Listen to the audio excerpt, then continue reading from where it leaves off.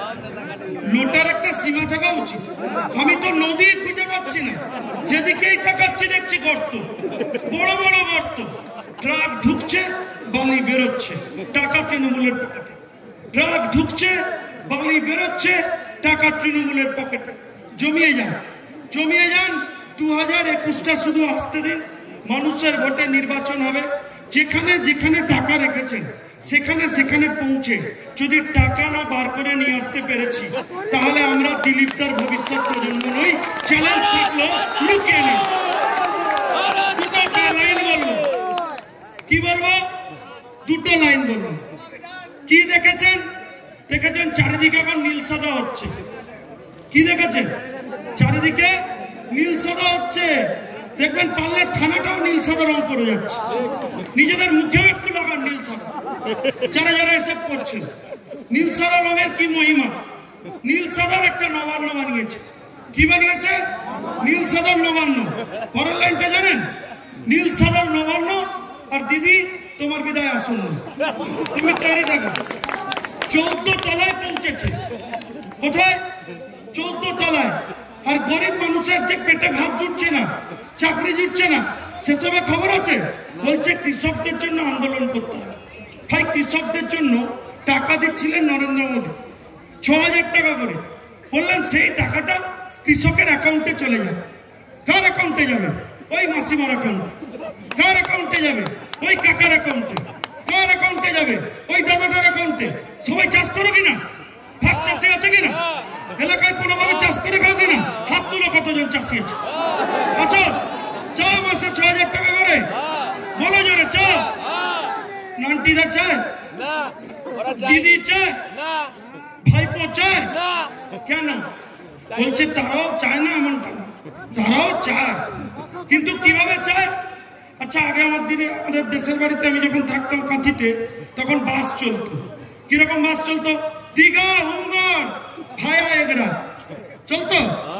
ভায়া এগরা হয়ে চলতো, এগরা হয়ে আসতো। দীঘা, হুমগড়, ভায়া এগরা চলতো কিনা? দিদিও বলছে টাকাটা দাও, তবে ভায়া তৃণমূল কংগ্রেস। কেন? শুনতে পেলাম না। কেন? আরে জোরে বলো, কেন? কেন? কেন? কেন? লজ্জা করে না? তুমি না মানুষের জন্য কাজ করবে বলে এসেছিলে? লজ্জা করে না? তুমি না মানুষের পাশে থাকবে বলে এসেছিলে? লজ্জা করে না? লজ্জা করে না? লজ্জা করবে কি করে?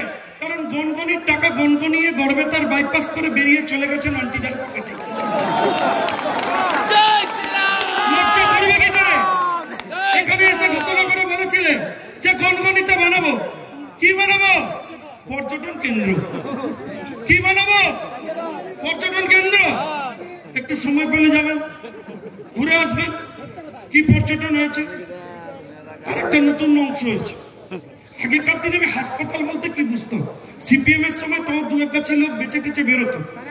এখন হাসপাতালের নতুন প্রোডাকশনের রূপ হয়েছে। তৃণমূল কংগ্রেস ক্ষমতা এসেছে, 9 বছর চালিয়েছে। চালানোর পর একটা হাসপাতাল তৈরি করেছে। সেই হাসপাতালের নিয়ম কি জানেন? জ্যান্ত মানুষ ঢুকবে, মরে বেরোবে। আমি আজকে এখানে দাঁড়িয়ে বলবো, জেলায় এসেছি, আবেগে রয়েছি। তৃণমূল কংগ্রেস করে পাপ করেছি ভাই, পাপ করেছি। ভারতীয় জনতা পার্টি করে প্রায়শ্চিত্ত করছি। আশীর্বাদ চাই, এই বাংলাকে করতে চাই। আমি যখন রাস্তা দিয়ে আসছিলাম, তখন মেদিনীপুরে একটা দারুণ পোস্টার দেখলাম। জানেন, মেদিনীপুরে এখন 2 ধরনের লোক দেখা যাচ্ছে। এক ধরনের লোক, তারা হচ্ছেন অনুগামী। আরেক ধরনের লোক, তারা হচ্ছেন বিপদগামী। খুব তাড়াতাড়ি ওদিকে এগোচ্ছেন। আমি আমার বক্তব্য দীর্ঘায়িত করবো না, তাড়াতাড়ি শেষ করে দেবো। দিদির বলবেন, অন্যান্য নেতৃত্ব বলবেন। আমি শুধু দুটো কথা বলতে চাই। ভাই, তুমি বলছো কৈলাস বিজয়বর্গী বহিরাগত। ভাই, তুমি বলছো যে আমাদের বাইরের যে সমস্ত নেতারা, যেমন অমিত শাহ আসছেন বহিরাগত, যেমন বলছো যে নরেন্দ্র মোদী আসছেন বহিরাগত। তা পিকে ও কোথায় জন্মেছে? পশ্চিমবাংলা। কোন এলাকায় ওর জন্ম? যার অ্যাডভাইস দিতে তুমি এসেছো। আমার এখনো মনে পড়ে, এই বাংলায় রাজনীতিটা আপনি না হলে করেছিলেন মমতা বন্দ্যোপাধ্যায়। আপনার ভাইপো দাঁড়িয়ে বলছে বলছে ভাইপো টাইপো বলা যাবে না, বলছে তো, বলছে ভাইপো বলা যাবে না। জেলার ছেলে হিসেবে বলছি, আমি এখনো আপনাকে পিসি বলি, কিন্তু আপনার সাথে রাজনৈতিক লড়াই।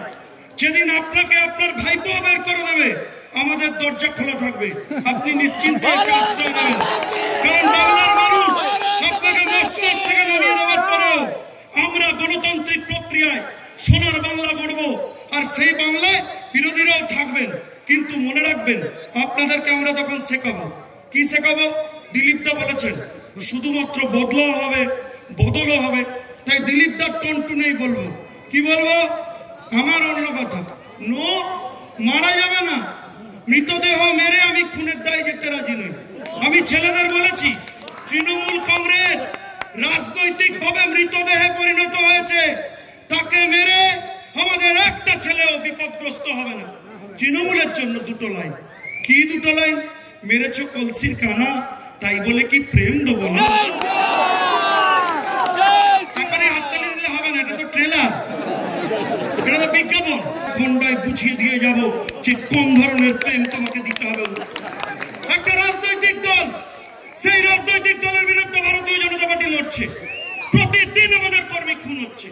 121, 122, 123, 124, 125, 126, আর কত রক্ত পেলে তোমার মন শান্ত হবে আমি জানতে চাই। তৃণমূল কংগ্রেস স্পষ্ট ভাবে বলে দাও, সুশান্ত ঘোষকে নিয়ে এসেছে। আমি সুশান্ত, কবু অশান্ত, দারুণ স্বেচ্ছাচারী, আমি লড়ে নেব, আমি বিধির দর্পহারী। সুশান্ত বাবু, আপনাকে বলে দিয়ে যাই যে কগাছি পতাকা আপনি তৃণমূলের অনুসরণ করে বাঁধছেন, তাতে আপনার কিচ্ছু লাভ হবে না। তৃণমূলের বি টিম হিসেবেও নামুন আর সি টিম হিসেবেও নামুন। আপনাকে, ছত্রধরকে, যতজনকে খুশি নিয়ে চলে আসবেন। বাংলার মানুষ সিদ্ধান্ত নিয়ে নিয়েছে। মিস্টার পিকে তৈরি থাকুন। যদি নীল গেম আপনাকে না দিতে পেরেছি, তাহলে আমরা নরেন্দ্র মোদীর অনুসরণ করে এখানে রাজনীতি করি না, রাজনীতি করি না, আর রাজনীতি করি না। বলছে লুটে নেব, বলছে লুটে নেব। কি লুটে নেবে? আপনার ছেলের ভবিষ্যৎ। কি লুটে নেবে? আপনার মেয়ের ভবিষ্যৎ। কি লুটে নেবে? আমাদের বেঁচে থাকার অধিকার। কে? শ্রীরাম, জয় জয় শ্রীরাম, জয় শ্রীরাম। এটা কার কান পর্যন্ত পৌঁছেছে জানেন? এই জেলার যে সুপারিনটেন্ডেন্ট অফ পুলিশ, তার কান পর্যন্ত। এইবার আরেকবার বলতে হবে, জয় শ্রীরাম। এটা কালীঘাট পর্যন্ত। মেদিনীপুরই প্রথম বলেছিল জয় শ্রীরাম, মোবাইলে দেখেছিলাম। আর দেখবার পর কি হয়েছিল? রাজ্যের মুখ্যমন্ত্রীর ব্লাড প্রেসার বেড়ে গেছিল। বারবার পর কি করলেন? ফোন করলেন। কাকে করলেন? এসপি কে করলেন। বললেন, আরে তুমি ওখানে করছো কি? তোমার তো চাকরি থাকবে না, চারিদিকে জয় শ্রীরাম হচ্ছে, ওদেরকে তুলে নিয়ে জেলে ঢুকিয়ে দেন। এসপি কি করবেন? চাকরি করে খান। বললেন, এটাই আমার কাজ। দৌড়ে দৌড়ে আমাদের 5টা ছেলেকে তুলে নিয়ে জেলে পুরে দিলেন। কিন্তু তিনি ভুলে গেলেন তিনি কি বিপদটা করে ফেলেছেন। এই যেমন এখানে সেই 5টা বাড়তে বাড়তে বাড়তে বাড়তে বাড়তে বাড়তে 5 কোটি হতে চলেছে। এখানে আর জেল পাওয়া যাচ্ছে না। মমতা বন্দ্যোপাধ্যায় পাগল হয়ে গেছে, বলছেন কোথায় রাখবো? জেল তো আর নেই। যেদিকেই তাকাচ্ছি শুধু একটাই আওয়াজ শোনা যাচ্ছে, জয় শ্রীরাম। আবার ব্লাড প্রেসার বেড়ে গেল। এবার কার বাড়লো? এবার যার বেড়েছে তার নাম সৌগত রায়। কি করেন তিনি? তিনি হচ্ছেন অন্যতম সাংসদ। কোন দলের? তৃণমূলের। আমি সময় শেষ হয়ে গেছে, যুব প্রেসিডেন্ট এবং তার টিম রয়েছে। আমি বলবো যে অরূপরা দায়িত্ব নিয়ে যুবদের নিয়ে আর নয় অন্যায়ের বিরুদ্ধে নেমেছে। কিছুক্ষণ আগে একজন বক্তব্য রাখছিলেন, আমরা হঠাৎ করে আর নয় অন্যায় বলছি। মমতা বন্দ্যোপাধ্যায় বলছেন জঙ্গলমহল হাসছে। সত্যি লোকে হাসছে, সত্যি লোকে হাসছে, সত্যি লোকে হাসছে। তার কারণ জঙ্গলমহলের মানুষের পেটে খাবার নেই, তাই মানুষ হাসছে। যে ভেবেছিল একজন মহিলাকে রাজ্যের মুখ্যমন্ত্রী করবে আর এখানকার মানুষের কষ্ট দুর্দশা এটা মিটে যাবে, মিটেছে? মিটেছে?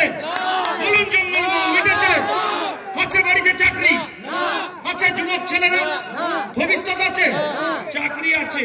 এখন নতুন চাকরি হয়েছে, বলছে ভাই থানাতে ডেকে নিয়ে আয়। কি দেব? বলছে ফুটবল দেবো। কি করবে ছেলেরা? ফুটবল নিয়ে লোপালোপি খেলবে। আমার বক্তব্য ভাই, ছেলেরা চাকরি চায়, আপনার ফুটবলের গোলগাপ্পা খেতে চায় না বাংলার বুকে।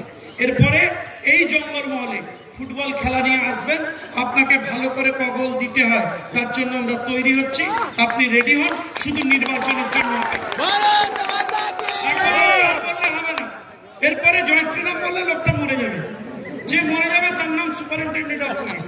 আমার মোবাইলটা কোথায়? ছোট মোবাইলটা দেখি। আপনাদের এখানে বক্তব্য রাখতে এসেছি তো, একটা মজাদার গল্প বলি শুনুন। আমি একটা ছবি দেখাবো আপনার। ছবিটা কি? আমি যখন নামলাম মেদিনীপুরে, নেমে ছেলেদের নিয়ে আসছি, আমাদের এখানে বিজেপির সম্মানীয় সভাপতি এবং অন্যান্যরা বসে আছে, তাতে আমার ছেলেরা আমাকে একটা ছবি দেখালো। ছবিটা কি জানেন? শুনলে অবাক হয়ে যাবে। বিজেপির ছেলেরা একটা অনুষ্ঠান হয়, সেই অনুষ্ঠানের জন্য একটা পোস্টার লাগিয়েছে। সেই পোস্টারটা লাগিয়েছে বলে দীনেন্দা এখানকার বড় সড়ো এখন পদ পেয়েছেন, নির্বাচনে জিতে পদ পাননি। মেদিনীপুর পুরসভায় তিনি নির্বাচনে জিতে মানুষের ভোটে দায়িত্বে আসেননি। আমি আপনাদের সেই ছবিটা দেখাবো, তাতে কি আছে, এবং সাংবাদিক বন্ধুরা আছেন বলে আরো বেশি করে দেখাচ্ছি। তাতে দেখছি রাতের অন্ধকারে এই 5 জন 7 জন পৌরসভার গাড়ি নিয়ে বিজেপির পোস্টার খুলছে।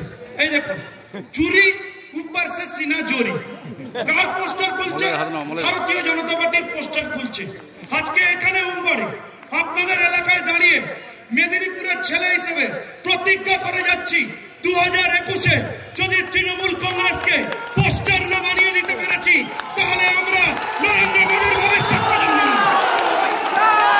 কালকে সকালবেলা চুয়ার যারা নেতৃত্ব আছে তাদের বলবো, যারা এই পোস্টার খুলেছে তাদের যে হেডকোয়ার্টার, সেই হেডকোয়ার্টারের সামনে হাজার হাজার বাইক নিয়ে দাঁড়িয়ে থাকবে, আর ওদের মুখের মুখোশ আর পোস্টারটা খুলে দেবে। যদি মনে করে থাকে আমাদের পোস্টারে পরিণত করবে, দায়িত্ব নিয়ে বলে যাচ্ছি যে দীনেন্দাকে এর ফল ভুগতে হবে। কার দয়াতে আপনি এখানে দায়িত্বে আছেন? কে আপনাকে এখানে বানিয়েছে পদে?